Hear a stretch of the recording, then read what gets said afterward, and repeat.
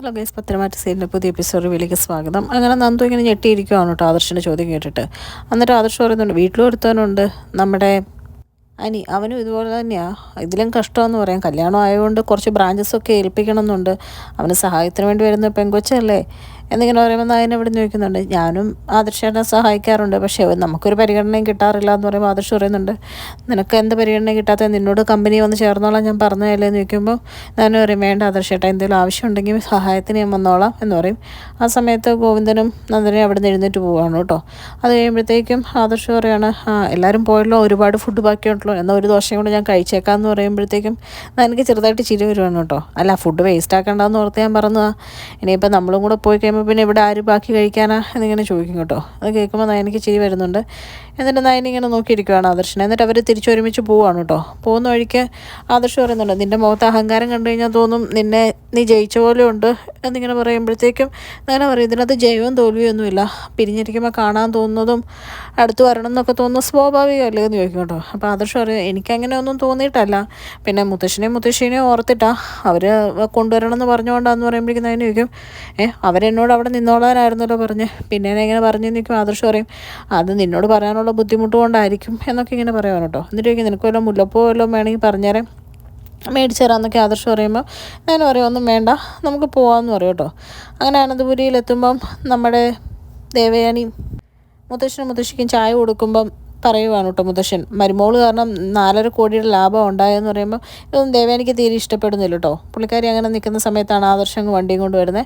നോക്കുമ്പോൾ ആദർശിൻ്റെ കൂടെ നയനയും വരുന്നുണ്ട് കേട്ടോ. എല്ലാവർക്കും സന്തോഷമാണ്, ദേവയാനിക്കാണ് ഏറ്റവും കൂടുതൽ സന്തോഷമാണ്. അവൾ വന്നല്ലോ, ഇനി പണി എടുക്കണ്ടല്ലോ, രക്ഷപ്പെട്ടല്ലോ എന്നും പറഞ്ഞ് ഇങ്ങനെ മനസ്സിൽ പറയുവാണ് കേട്ടോ. ആ സമയത്ത് നമ്മുടെ നയനേനെ മുത്തശ്ശി കെട്ടിപ്പിടിക്കുവാണ്. എന്നിട്ട് മുത്തശ്ശിയോട് നയന ചോദിക്കുകയാണ്, മുത്തശ്ശിയും എന്നെ കൂട്ടിക്കൊണ്ട് വരാൻ പറഞ്ഞായിരുന്നോ എന്നിങ്ങനെ ചോദിക്കുമ്പോഴത്തേക്കും ആദർശ് ഏട്ടൻ അങ്ങനെയാണല്ലോ പറഞ്ഞതെന്ന് പറയുമ്പോൾ മുത്തശ്ശി പറയും, മോളോട് അവിടെ നിന്നോളാനല്ലേ പറഞ്ഞു, അരിയുടെ കല്യാണത്തിന് 2 ദിവസം മുമ്പ് വന്നാൽ മതി ഞങ്ങൾ പറഞ്ഞായിരുന്നല്ലോ എന്നിങ്ങനെ പറയുമ്പോഴത്തേക്കും നയന പറയാം, ആദർശേട്ടൻ അങ്ങനെ പറഞ്ഞതെന്ന് പറയുമ്പോഴത്തേക്കും ആദർശ് പറയണം, അല്ല അതല്ല, മുത്തശ്ശിക്കും ഇവിടെ ഇല്ലാഞ്ഞിട്ട് ബുദ്ധിമുട്ടാണെന്ന് തോന്നി, അതുകൊണ്ടാന്ന് പറയുമ്പോഴത്തേക്കും പറയും, മോളില്ലാഞ്ഞിട്ട് ഞങ്ങൾക്ക് ബുദ്ധിമുട്ടുണ്ട്, പക്ഷെ അവിടെ നിന്നോളാൻ തന്നെ ആയിരുന്നല്ലോ പറഞ്ഞതെന്ന് ഇങ്ങനെ പറയുമ്പോഴത്തേക്കും ആദർശ് പിന്നെ പറയണം, അതല്ല, അമ്മയ്ക്ക് ബുദ്ധിമുട്ടാണല്ലോ, അമ്മ ഒരുപാട് കഷ്ടപ്പെടുന്നുണ്ടെന്ന് പറയുമ്പോഴത്തേക്കും ദേവയാനിക്ക് ദേഷ്യം വരണം.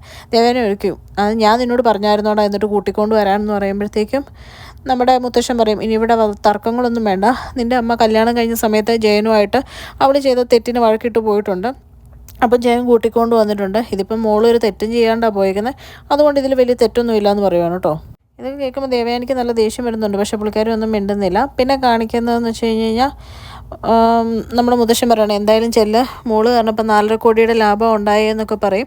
അത് കഴിയുമ്പോഴത്തേക്കും കനക മോളെ കൂട്ടിക്കൊണ്ട് അകത്തോട്ട് പോവാണ് കേട്ടോ. എന്നിട്ട് കനക ഇങ്ങനെ സംസാരിക്കുകയാണ് മോളോട്. അപ്പം പറയുകയാണ് നയനോട്, മോളെ ആദർശ് മോളില്ലാഞ്ഞിട്ട് ഉറങ്ങിയിട്ടും കൂടി ഇല്ല, എന്നല്ലാത്തവർക്ക് ഉറങ്ങാണ്ട് ഇവിടെ നടന്നതെന്ന് പറയുകയാണ് കേട്ടോ. അപ്പോഴത്തേക്കും നയന പറയുന്നുണ്ട്, എന്നിട്ട് എന്താ കാര്യം, എന്നോട് സ്നേഹമൊന്നും ഇല്ലയെന്ന് എനിക്ക് തോന്നണേന്ന് പറയുമ്പോൾ, സ്നേഹം ഇല്ലാഞ്ഞിട്ടാണ് ഇപ്പം മോളെ കൂട്ടിക്കൊണ്ട് വന്നത്, മനസ്സിൽ നിങ്ങൾക്ക് 2 പേർക്കും സ്നേഹമുണ്ട്, ഇനി എല്ലാം ശരിയായിക്കോളും, മോൾ ഒന്നുകൊണ്ട് ഓർത്ത് വിഷമിക്കേണ്ടെന്ന് പറയുന്നുണ്ടോ. ഇതൊക്കെ കേൾക്കുമ്പോൾ നയനയ്ക്കും ചെറിയ സന്തോഷമൊക്കെ ആവുന്നുണ്ട് കേട്ടോ.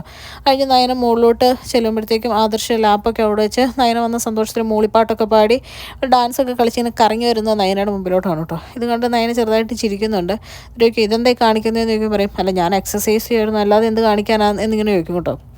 അപ്പോഴത്തേക്കും നയന പറയും, എന്നാലും ഒന്നും സമ്മതിച്ച് തരരുത്, ഞാൻ വന്നപ്പം അല്ലേ ഇപ്പം ആദർശേട്ടന് സമാധാനം, ആദർശേട്ടൻ ഉറങ്ങിയില്ലെന്ന് എൻ്റെ അമ്മ പറഞ്ഞുള്ളൂ എന്ന് പറയുമ്പോൾ ഞാൻ ഉറങ്ങാതെ ഒന്നും ഇരുന്നില്ല, എനിക്ക് ഉറക്കം വന്നില്ല, അത്രേ ഉള്ളൂ, അല്ലാണ്ട് ഞാൻ ഉറങ്ങാണ്ടൊന്നും ഇരുന്നില്ല എന്ന് പറയുകയാണ് കേട്ടോ. അപ്പോഴേക്കും ആദർശം സമ്മതിച്ചു കൊടുക്കുന്നില്ല. അപ്പോഴേക്കും പറയും, നീ അന്ന് നിൻ്റെ ചേച്ചി കള്ളത്തരം കാണിച്ചപ്പോൾ കൂടെ നിന്നതാണ്, അന്ന് തന്നെ നിന്നെ വീട്ടിൽ നിന്ന് പുറത്താക്കിയത്, പിന്നെ മുത്തശ്ശിയും തിരിച്ച് വിളിച്ചപ്പം അവർക്ക് വേണ്ടിയിട്ട് മാത്രമാണ് നിന്നെ ഇങ്ങോട്ട് കൊണ്ടുവന്നിരിക്കുന്നത്, അന്ന് അവർ പറഞ്ഞപ്പോൾ കൊണ്ടുവന്നു, ഇന്നും ഇപ്പോൾ അവരെ ഓർത്ത് മാത്രം കൊണ്ടുവന്നേക്കുന്നതെന്നൊക്കെ പറഞ്ഞ് ആദർശ് തടി തപ്പുവാണ് കേട്ടോ. ആ സമയത്ത് നമ്മുടെ നയന പറയുവാണ്, ശരി ആയിക്കോട്ടെ, അങ്ങനെ തന്നെ ആയിക്കോട്ടെ, ഞാനിനിയൊന്നും പറയുന്നില്ല എന്ന് പറഞ്ഞിട്ട് നയന അവിടെ നിന്ന് പോവുകയാണ്. അത് ആദർശ് ഇങ്ങനെ ചെറുതായിട്ട് നയനേനെ നോക്കി ഇങ്ങനെ ചിരിച്ചുകൊണ്ട് നിൽക്കുന്നുണ്ട് കേട്ടോ.